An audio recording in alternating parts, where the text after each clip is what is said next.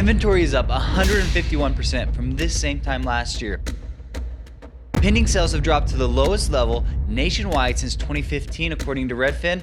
Mortgage Bankers Association came out and said purchase applications are down 42% from this same week last year. Welcome to the Good News Real Estate channel, where we talk about real, honest, data-driven events here in Boise and beyond. It's our monthly Boise Treasure Valley housing market update. Today, we're going to discuss what is the month-over-month and year-over-year data tell us about our market, how far have prices dropped in the Boise Treasure Valley market, and what does the status of our land development for residential look like. Before we get into the graphs, I just want to show you the difference between residential units sold and the whole Intermountain MLS. This is the MLS that covers our valley as well as Magic Valley and goes even up to Valley County. And the IMLS as a total in 2022, we had 21,427 properties sold. In 2021, there was about 26,000 units sold. This is a 17% decrease in units sold year over year. And in 2020, we had 27,600 give or take. There are now 22% less homes sold in 2020 from the Great Migration.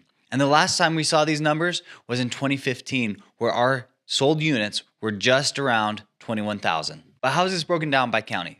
In Ada County, the inventory rose 151% from this same time last year. Year over year, we were down 41%, and our pending sales were down 38% year over year.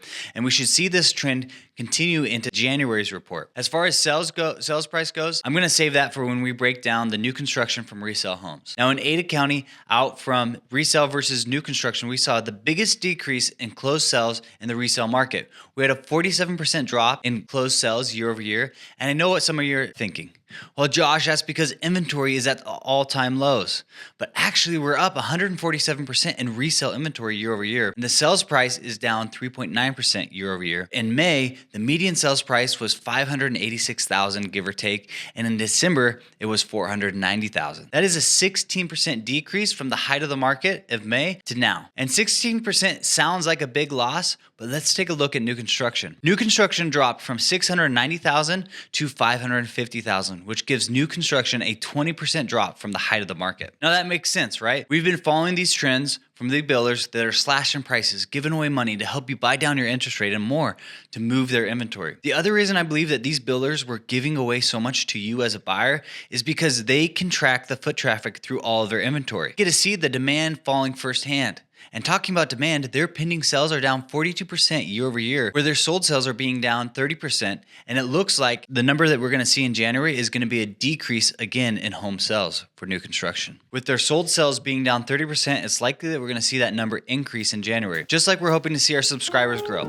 So if you haven't done this yet, please subscribe and like this video now. And before we move on to Canyon County, many of you know we've decided not to monetize our channel, but we would love to do a free shout out to a small business owner on our channel. A handful of people we've talked to are saying that their business is not what it has been in the past, and we'd love to try to support them in this very small way. And today's small business shout out is Jonathan Gordon. He's a farmer's insurance agent. He sells home, auto, life, and commercial insurance. Jonathan is a proud veteran, and we are so glad that we can support him on this channel. The skills he's acquired during serving our country has only helped him serve the everyday Americans in the insurance industry. If you want more information from Jonathan Gordon, his information is in the description below. If you know of any small business that would like to be highlighted for free, please leave a comment or send us an email. Canyon County now. We have a 40% drop in closed home sales from this same time last year, and we have an increase of inventory of 86%. Pending sales are down 32%, which means there's a good chance our year-over-year solds in January will show another decrease. The median sales price in April was $476,000, and in December it was $390,000. Wow, that's an 18% drop from the height of the Canyon County market. It was only 15% in November, which showing a decline in the median sales price continually in Canyon County. Now, resale versus new construction. For resale homes in Canyon County, the median sales price was $425,000, and now it's $342,000 in December. That's a 19.5% drop from the height of the market to December. Ouch. Inventory increased 136% back in November. It was up 116% year over year. This is also a sign that people are not being able to get their homes sold. Now, I don't mean that nothing is selling, right? We currently have helped a handful of sellers get their house under contract or sold their homes. So what I'm trying to say is, as a whole, homes are not selling.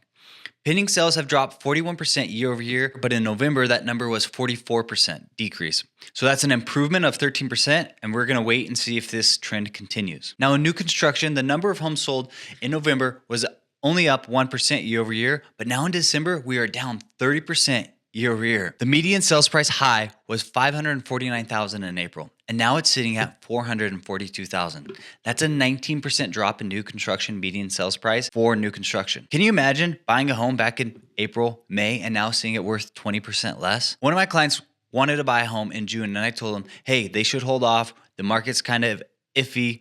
Let's see what's happening. If they would have bought back then, they would be sitting around $80,000 under what they paid for it back in June. And I know some people have to move and they feel like they need to buy, and that's fine. But be wise, be careful, be patient, and most of all, be aggressive on the offer price. What the heck's happening in land development? Well, thank you to Landpro DATA and their technology. What we see is builders have pulled way back in new construction. In 2022, builders pulled only 5,230 permits.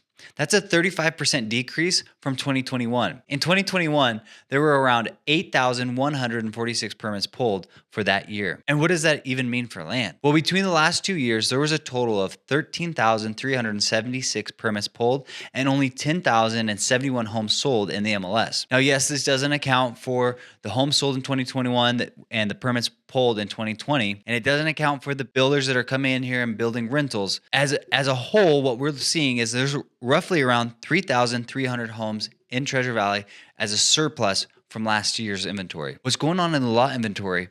Well, in 2022, there's 9,527 vacant lots that don't currently have a building permit. And this is an increase year over year of 30%. In 2021, vacant lots were around 7,300, and they floated around there, give or take, for the last 4 years. Now, if you want more in-depth details of the Landpro data, their link is in the description below. Click on it and dive deep if you want to.